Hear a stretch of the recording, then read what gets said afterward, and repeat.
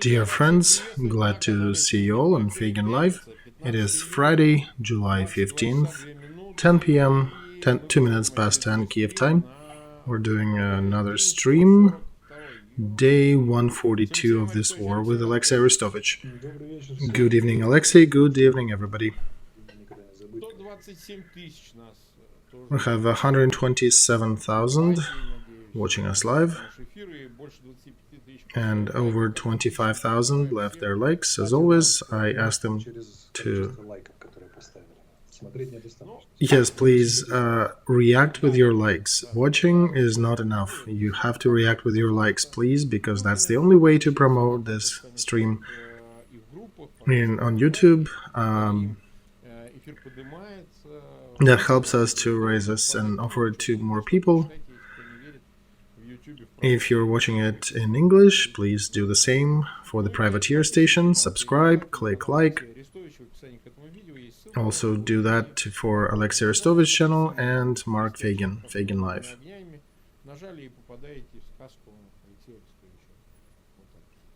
Alright. You have the mic. Since we missed the previous day, there probably have been a mix of words. Some of them are very sad, others are maybe better. Let's walk across the fronts. On Kharkov front, they tried to move a little, didn't work. Izum, of course, they tried to push. Did they move anywhere forward? No, they've been pushed back, hit back, so nothing really works for them. Near Siversk, what's the intrigue? They tried to repeat the same trick with Lysychansk and Severodonetsk. They tried to cut it at the bottom, and then on Belogorovka to proceed forward, kind of like boxing. Use left to cover and right to hit. So the idea was to get some ground, and then the group that took Liman to attack Siversk. Now let's look at Belogorovka. That's where the red arrow pointing down is at about 1 p.m. That's the group that came from Lysychansk, still trying to cut the road, not quite working out for them. They're also trying to get to MO3 and surround Bakhmut.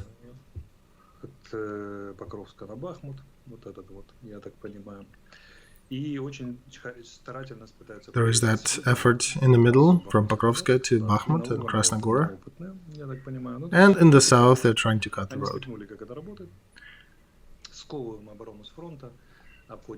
They're trying to engage our defense on the front and then encircle it from the south and hopefully from the north, if they can do it. We'll see how it works. Let's take a look at the south, if you have no questions. I have a question, though. We discussed several times about that operative pause. Can we say, after all these statements, and some time passed, that all the Putin's claims about pause were fake? They kept pushing forward, it just didn't work for them. Yeah, no, operative pause lasted for exactly 45 minutes. They've been active all the time after. On all the information channels in Russia, they're screaming that Ukraine is leaving Siversk. Actually, no, they still have to walk to Siversk. It's as far as to Beijing in a certain anecdote.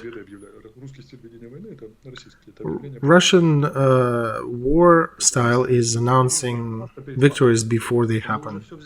So they're basically telling everybody that things are done, they just need to wrap it up, everything is complete, and then hope that they will. In reality, from Verkhnekamensk, they're trying to proceed to Siversk, but they haven't been successful so far. Any increase in losses because of their usual way of fighting? Well, no, it's the usual way they fight. They storm, head on, get destroyed, and then roll back. Today they attacked in 4 different positions. I'm just following the command reports. The usual situation is when they try, they leave a few vehicles burning and a couple dozen dead bodies on the field, and then maybe try in a different place. They can maybe say that this is a bloody tactic, but it does bring some success. Look at Mariupol, look at Lysychansk. I agree, let's see how it works for you further. How far can you go with the tactics? Oh, they always do. They send trolls, and the trolls do comment that willy-nilly, but we are taking town after town, town after town. But they're not gauging the size of these towns, the distance. They're just using the names. And they're also using that people do not understand how the war works. Even for many Western, let's call them different, some of the politicians, it looks the same way, who claim that, well, yeah, willy-nilly, but they're sort of kind of moving forward.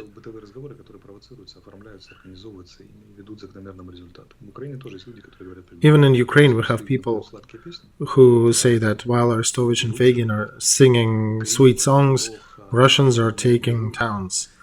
With efforts, it takes time, but they do take towns. These are the people who don't have strategic thinking. Not even every military person has strategic thinking. It's even hard for some people to think tactically. Problem is, do not use strategic resources to achieve tactical results. It's almost burning money to heat the house. Russia is continually doing that. They're using strategic resources to achieve tactics. I think they just throw everything and they think they're sort of endless.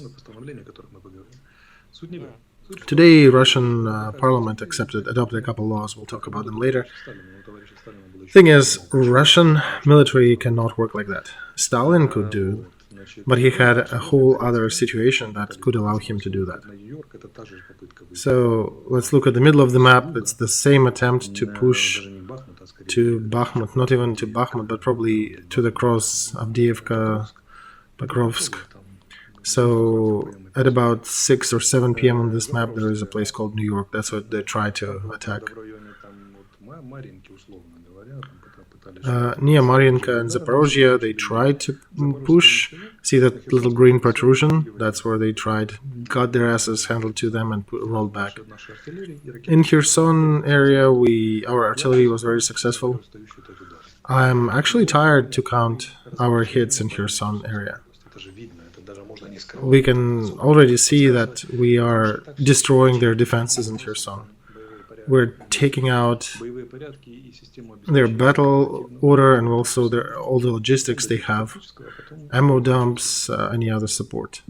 Once we get to the tactical, there'll be an interesting change there. We'll see what happens. Today in Stakhanov we destroyed another ammo dump. There was a detonation going for 2 hours, non-stop. We'll talk about missile strike on Vinnytsia later. So let's talk a little more about Kherson. Do you see in Zaporozhye there's that Balitsky, whatever his name, the collaborant. They already said that they'll be pushing out people who discredit Russian Federation, and they'll be doing a referendum in September. In Kherson, they're kind of quiet, but they're also waiting for a command from Moscow, I guess. So the question is, do you think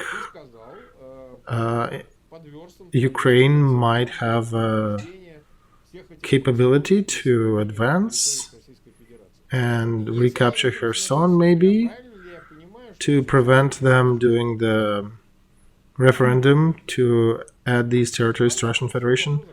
So the question is, if they say that they'll do a referendum in September, does it mean that very interesting stuff will be happening in August? Yes. Okay, the question is closed. So let's go further. If you have questions about Vinnytsia, I'll answer. I don't have questions. Maybe you just describe the situation. It's very clear cut. So my question is, was there anything happening in that house of officers? If there was anything going on, I would not be able to tell anyway. Even if there would be anything military happening there, they're attacking a military target, so to say, in the middle of the civilian city surroundings. So the way they're doing it is illegal. They're breaking all kinds of laws doing it, or all kinds of traditions.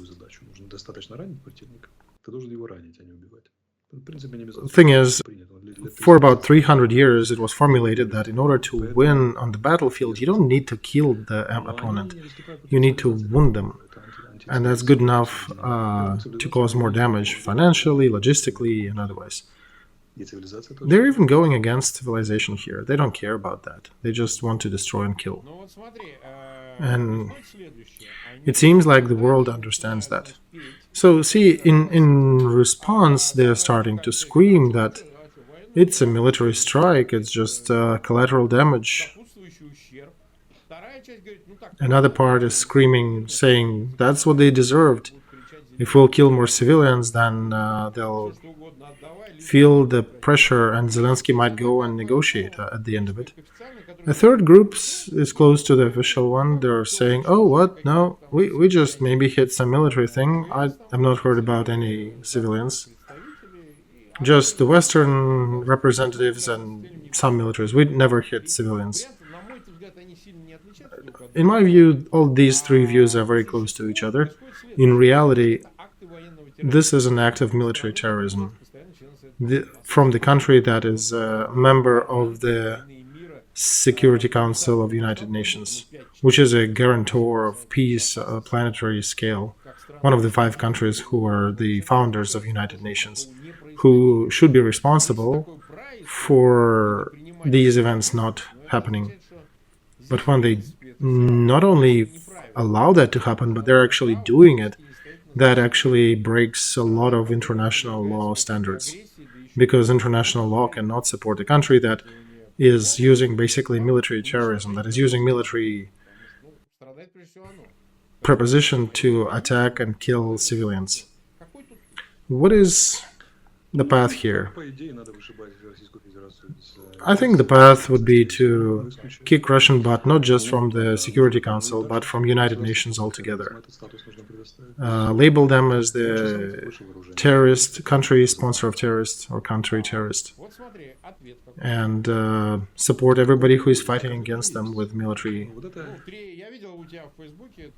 equipment. So, what's the answer? Oh, there'll be answers. We'll answer many times. I already saw on your Facebook that they got hit a few things. Yeah, we'll answer many times. We got more HIMARS, we got more howitzers to the front. But this is not the main part. I have a hypothesis here. I think they're doing a very interesting trick here. With these strikes, they're raising the degree of chauvinism and hatred in the Ukrainian society. This is happening. Yes, it is. And this is followed by information campaigns. And there are 2 things that can happen at the end of this long terrorist corridor. They may want to turn us into the same as they are, very upset, full of hatred, and dripping with hate and poison from the mouth. That's their civilizational task. And the second is to create a picture that Ukraine is falling into chauvinism, and we don't know where all your Western ammo will be directed after Ukraine will get that deep. The real problem is that Ukraine is kind of falling for it. So what's the way? The way is to explain to our society that we should not be turning into that animal. We should not be turning in what we're fighting.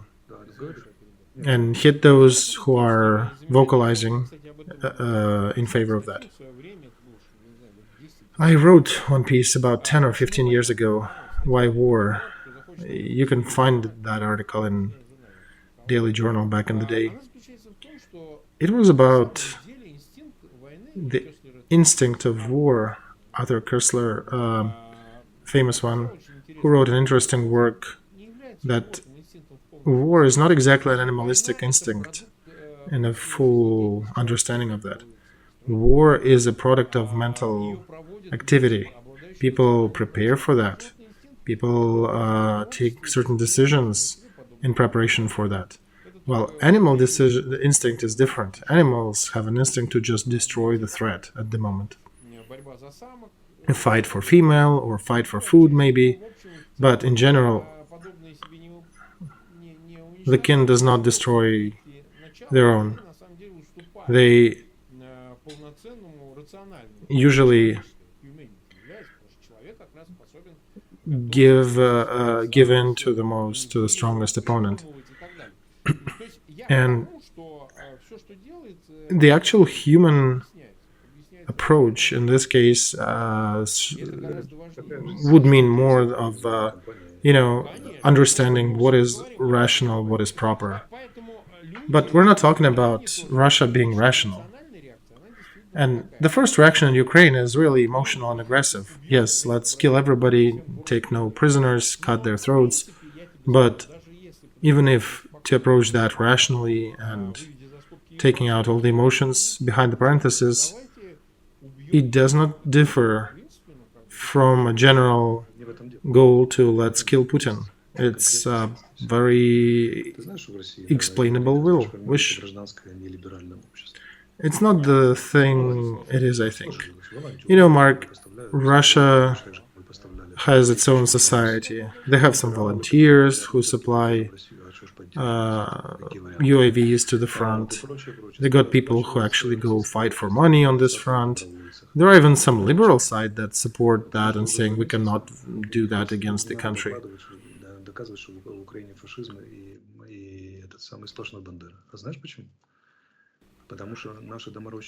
Because, and they're not even talking much about Bandera and fascists in Ukraine. They don't need to fake it because, we do have a layer of society who is sending videos to them and throwing stuff to Russians like, hey, this is what happens with your soldiers. And some of these videos are pretty graphic, them shooting the legs of captives and killing some of those whom they found. And, some of the slogans on our side are good Russian is dead Russian. That's not a liberal slogan. But there's not much we can do with it. No, Mark. We don't necessarily need to say anything. We have to. We first need to grab our own extremists in the country by the balls, put them down and explain to them that we know who shot, we know who was involved in that, and we'll punish them for that. But taking a position that a good Russian is a dead Russian, and especially escalating that situation to the level where your citizens who think differently are afraid to speak up because these idiots will attack them verbally and, try to trample them. Imagine, actually there was, an organized campaign about Bykov. There was an organized campaign to try to prevent him from speaking. A person who actually was on whose life Putin's regime attempted death threat, or they attempted to kill him with poison. But maybe it's the wrong time, Alexei. Maybe it's not the right time for people like Bykov to travel to Ukraine. No, I think that we do have a layer of society that is being too active in pushing that chauvinism and that animosity in the society. We need government to take a certain position and be very harsh on that.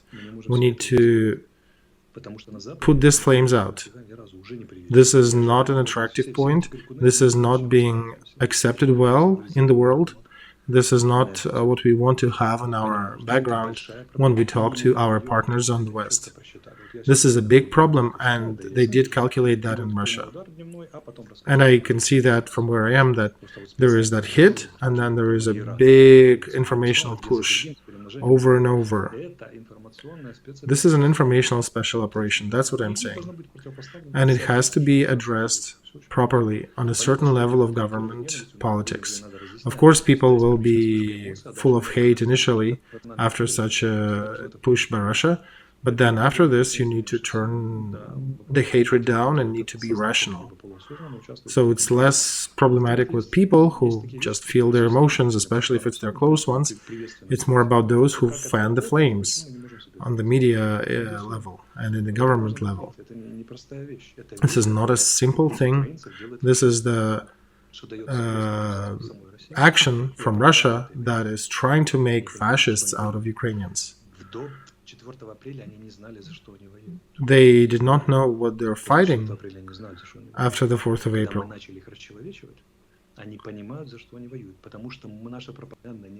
When initially they did not know what they were fighting for. But after the 4th of April, when we basically turned at them and started showing how inhuman they they know what they're fighting for. They understand that if they lose, they'll be dehumanized, they'll be labeled as terrorist state for a long time. They're trying to fight for whatever they can to preserve their face. So yeah, this is sort of a principal story on their side that unites them, that Caucasus people from Chechnya and Buryats from Siberia, that in case of loss, they'll be all painted as orcs.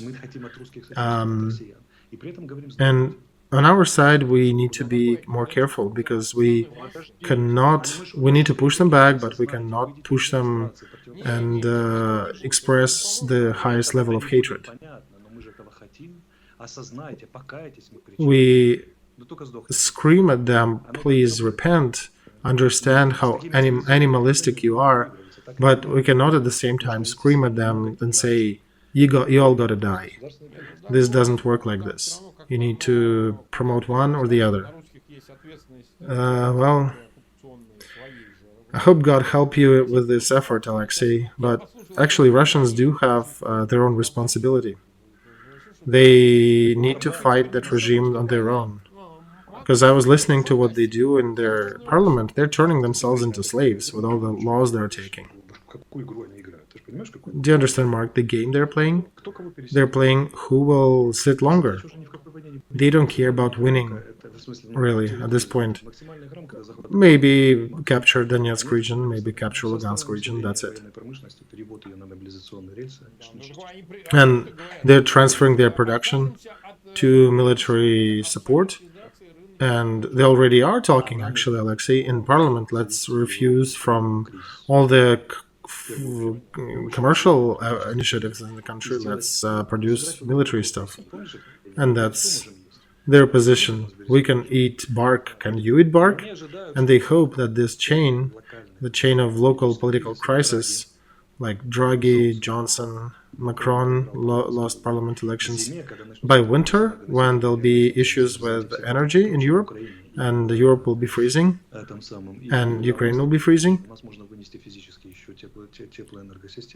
and Ukraine is even worse, because they can use missiles to attack our energy systems, heating systems. So that may also put their own pressure, its own pressure on the people, inflation, economic issues, lack of heat, lack of energy. They might target to pressure European peoples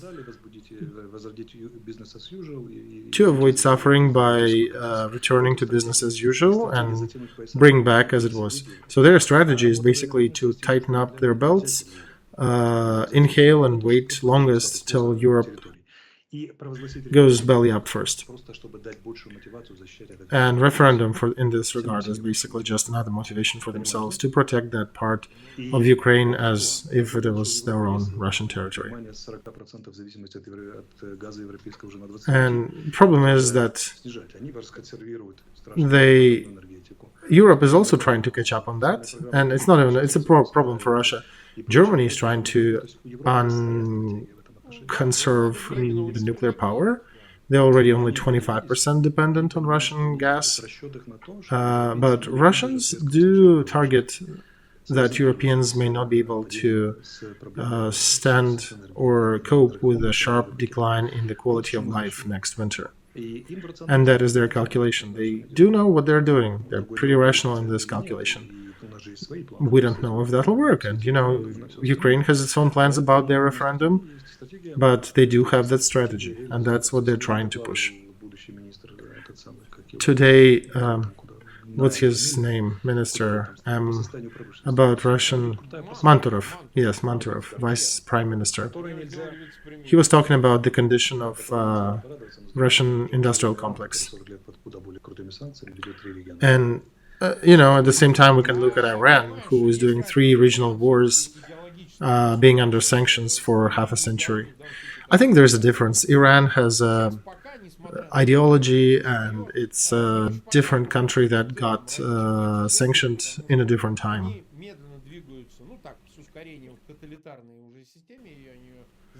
So we can say that Russia is moving towards a totalitarian system, and they're making it harder. They're destroying the last of the freedoms they had for the peoples. And we don't need owners, we don't need private producers. You'll be all doing according to government plans. And that's where they're going with all that. War is the main subject, and militarization implies following the interests announced by the government and the ideas announced by the government. But whether can they hold it, we don't know. Iran did, and they got some religion based on that too, to support them. Russia doesn't have it. There is a big group of Russia which has its own resistance to it, right? Yeah, there is, but it's not too big. Well, they do want to play that. That's the problem. They adopted mobilizational plan of the development of the country, isolationist plan of Russia development. Of course, as I said, there'll not be Lukashenko and Yanukovych ruling over us, but they are planning with their own strategy that they may hold their breath long enough to beat Ukraine and Europe. Europe has its own strategy too. Ukraine has a strategy. States has a strategy. So I'm optimist here, and I think we'll prevail. But they'll do anything they can to raise the stakes for us and Europe to win in this war, to even cope with that war. And after today's meeting, we realized where it all goes for the next 6 months. And we should actually pay a lot more attention to not help them in representing us as chauvinists, as people who blatantly hate Russia. And I understand there's missiles when they hit civil center of the city, when people are dying in the cars, getting burnt as well. It needs to be verified. That's what I heard. But what we'll be doing in response, should we be crying blanketly, saying that a good Russian is dead Russian? Cut their all throats? I don't think you can do anything, Alexei, with that. It's war. No, I think we should be paying attention to that, and we should be addressing that.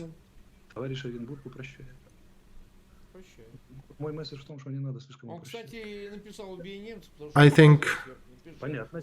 think when there was an article back in the Second World War times, when even Stalin reporting on that article said that writer is making it too simple, and the article said kill a German. So we should not be simplifying things. We do not need to say blanketly kill a Russian. Okay, we have over 300,000 watching us. Please subscribe to Fagin Live and to Alexei Arestovich. Follow the links and click the bells, and subscribe to the Privateer station as well. When you subscribe during the show, it actually helps to promote it better. So what else do I want to talk about? In light of all these hits. How are we doing in terms of weapons? Are you getting any more supplies? 12 shot MLRS systems versus 6 or 9 shots. Of course, there'll be more. They'll be deeper, more accurate. We got M270s. I won't give you a number, how many. We got them, and it's a good quantity. Instead of 6 missiles, they have 12. Each missile is being programmed separately and follows its own path and target. And they'll be rolling around along the front and hitting targets. Well, if they're track-based, they will not be moving too far, but wherever they are, or they will be, they'll be making a lot of problems to Russian command in those directions.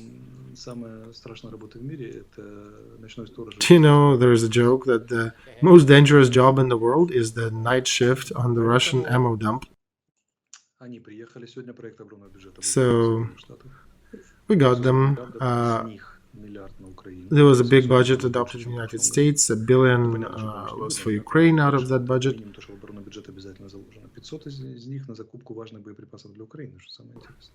This budget does allow for ammo for Ukraine, and there's $100 million for training of Ukraine pilots to fly F-15s. If that reaches our shores, that'll be interesting. As far as I know, in the United States, there are some ethnic Ukrainians fighting in their military. And I understand they do allow non-citizens to fight in the army. Yeah, it's true. They've been always accepting people from other countries to fight in the military. But there are Ukrainian pilots among them. We don't really need those exact people unless they really want to come here. But we are capable of learning. Brits, remember, sent us their anti-aircraft missiles that they said will take a month and a half to train. We learned it in a week and a half or 2 weeks. So we do have great pilots who already trained and flew these planes before the war times. So we do have some people who can do that. And we'll figure out how to fly them pretty fast. And this is not, one needs to understand that this is not just an airplane. This is a multifunctional platform that carries ammo that can hit a lot of things. And just 10 of these F-15 or F-16s in the front, it's like 100 HIMARS, roughly. So that will change the situation on the front. Poland is going to give us 232 tanks, M72 modification. It's about 3 tanks per brigade, so that's a good number. They're buying 116 Abrams to replace that. But in general, the news are getting better, and they're pretty good. So we are good on the weapons front. Let's discuss now. We've been for 33 minutes live.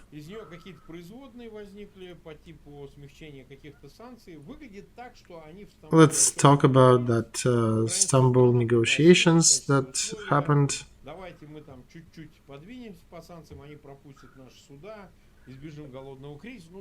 I'm telling not my version, but the one that they're pushing, that let's move a little bit on the front so some ships can move and deliver food.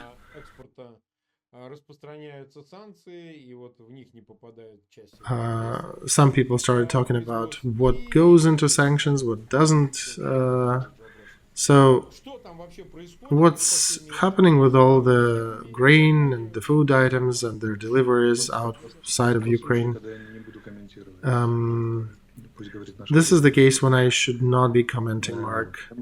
Let the negotiational group talk about it first.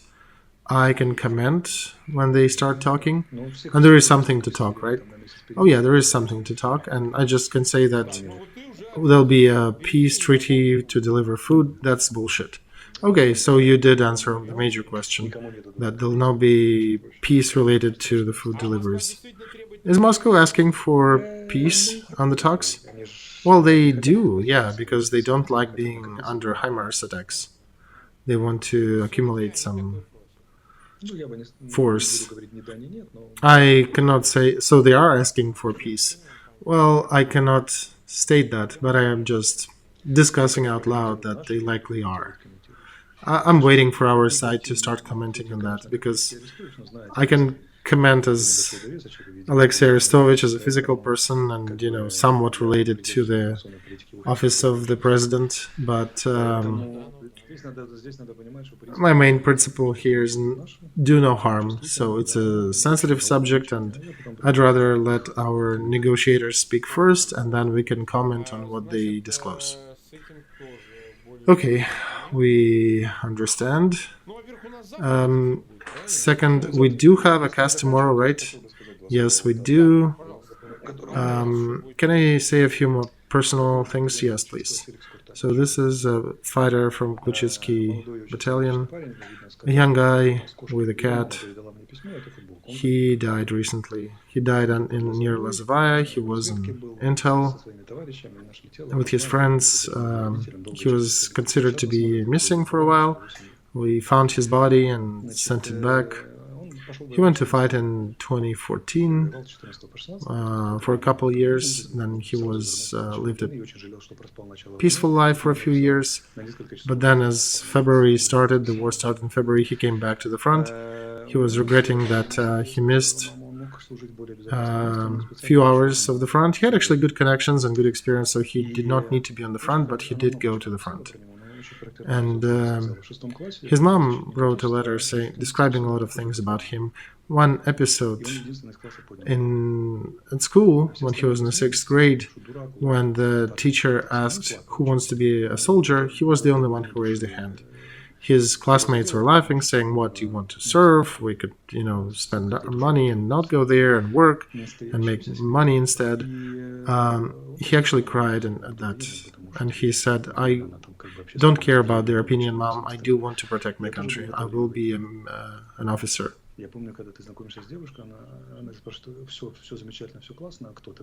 And that's the price that we're paying now for this war is that many in our society, girls and just in general,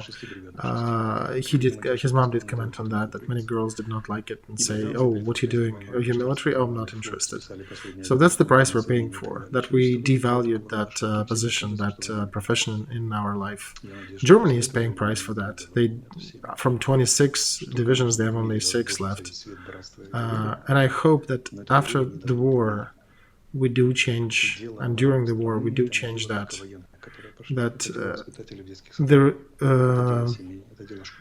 attitude towards people defending the country, toward your own officers and soldiers and military, would be different, because these people are defending your life. These people are defending your life with their lives.